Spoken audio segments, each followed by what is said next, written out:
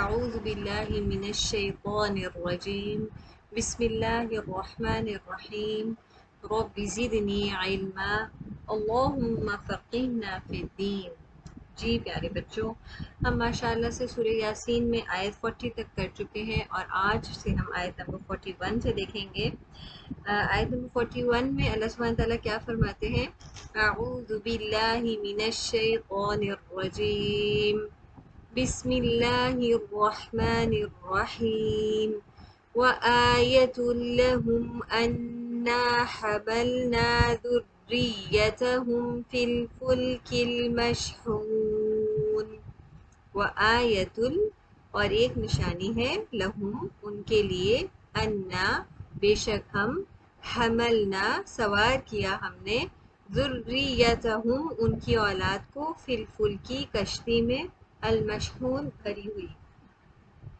تو یہاں پہ اللہ سبحانہ تعالیٰ، جیسے ہم اوپر بھی دیکھ رہے تھے نا کہ اللہ تعالیٰ اپنی نشانیاں بتاتے ہیں، جو ہم اس دنیا میں رہتے ہیں اور اس دنیا میں رہتے ہوئے آسمان دیکھتے ہیں، زمین دیکھتے ہیں، پرندے دیکھتے ہیں، سمندر دیکھتے ہیں، بہت ساری چیزیں ہیں جو اللہ تعالیٰ نے بنائی ہے، بلکہ ہر چیز ہی اللہ سبحانہ تعالیٰ نے بنائی ہے۔ تو اس کو دیکھنے کے بعد ہمیں کیا ہونا چاہیے کہ ہم اللہ تعالیٰ کی ذات کو محسوس کر سکیں کہ ہاں یہ سب اللہ نے بنایا ہے، کتنی بڑی ذات ہے، کتنی بڑی ہستی ہے، اور ہمیں اس کی عبادت اچھے طریقے سے کرنی چاہیے۔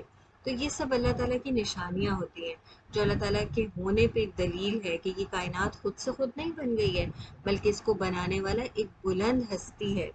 تو اللہ تعالیٰ نے ایک نشانی اور کیا بتائی؟ اللہ تعالیٰ نے کہا کہ ان لوگوں کے لیے ایک نشانی اور کیا ہے کہ ہم نے ان کی اولاد کو کشتی میں سوار کیا۔ کن کی اولاد کو؟ کس کی طرف اشارہ ہے یہ حضرت نوح علیہ السلام کی طرف اشارہ ہے۔ آپ لوگوں نے حضرت نوح علیہ السلام کی سٹوری سنی ہوگی نا، کہ حضرت نوح علیہ السلام نے اپنی قوم کو کتنی محبت اور پیار سے اور دن اور رات اور صبح اور شام اللہ کی عبادت کے لیے پکارا، اور ان کو اللہ تعالیٰ نے 950 سال کی عمر دی، اور وہ ساری عمر تبلیغ کرتے رہے، یعنی اللہ کی بات پہنچاتے رہے، اور اس میں سے پھر بس چند ہی لوگ ان کی بات ماننے والے ہوئے، صرف چند ہی لوگوں تھے جو ان پر ایمان لائے۔ تو اللہ سبحانہ تعالیٰ نے جب ان کو حکم دیا کہ آپ ایک کشتی بنائیں، اور اس کشتی میں کن لوگوں کو سوار کریں؟ جو ایمان والے ہیں۔ بس صرف اللہ سبحانہ تعالیٰ نے چند لوگ جو بچ گئے تھے، جو اس پوری بستی میں سے ایمان لانے والے تھے، ان کو سوار کروانے کا حکم دیا، اور اس کے علاوہ چرند پرند اور باقی سب چیزوں کو جوڑے جوڑے شکل میں کشتی میں سوار کروایا تھا۔ اللہ سبحانہ تعالیٰ اس کی طرف اشارہ کر کے بتا رہے کہ اس میں ایک نشانی ہے ان لوگوں کے لیے جو عقل رکھتے ہیں، جو غور و فکر رکھتے ہیں، جو کائنات کی نشانیوں کو پہچانتے ہیں۔ آگے اللہ تعالیٰ فرماتے ہیں وَخَلَقْنَا لَهُم مِّن مِّثْلِهِ مَا يَرْكَبُونَ۔ وَخَلَقْنَا، اور پیدا کی ہم نے، لہم ان کے لیے، مِن مِّثْلِهِ اس جیسی، ما جن پر، یرکبون وہ سوار ہوتے ہیں۔ یعنی پھر وہ نوح علیہ السلام کی کشتی جب چلی اور اس کے بعد ساری کائنات ختم ہو گئی، صرف وہ کشتی اور اس میں اس میں سوار چند افراد اور چرند پرند بچ گئے، تو اللہ تعالیٰ نے پھر ایک سیمپل بنا کے دے دیا۔ اب اس کے بعد سے پھر سمندر کا سفر، دریاؤں کا سفر کس سے ہونے لگا؟ کشتی سے ہونے لگا۔ تو اللہ تعالیٰ نے اس کے بعد بھی اس جیسی یعنی کشتیاں بنائی، اور پھر وہ کیا کرتی ہیں؟ وہ کشتیاں سمندر میں ہمیں ہیلپ کرتی ہیں سوار ہونے میں، ایک جگہ سے دوسری جگہ آنے جانے میں۔ آگے دیکھتے ہیں وَإِن نَّشَأْ نُغْرِقْهُمْ فَلَا صَرِيخَ لَهُمْ وَلَا هُمْ يُنقَذُونَ۔ وَإِن، اور اگر، نشأ ہم چاہیں، نغرقہم ہم غرق کر دیں انہیں، فلا تو نہیں، صریخ کوئی فریاد رسی، لہم ان کے لیے، ولا اور نہ، ہم وہ، ینقذون وہ بچائے جا سکیں گے۔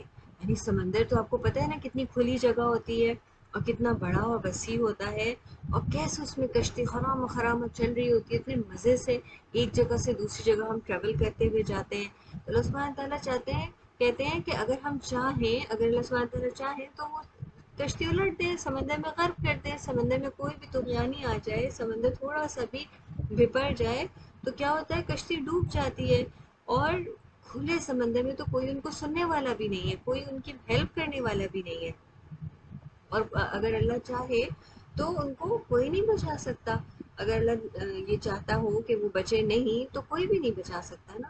تو اللہ سبحانہ تعالیٰ کہہ رہے ہیں کہ پھر بچانے والی ذات جب اللہ سبحانہ تعالیٰ کی ہے، اور ایک جگہ سے دوسری جگہ پہنچانے والی ذات اللہ تعالیٰ کی ہے، تو پھر عبادت کس کی کرنی چاہیے؟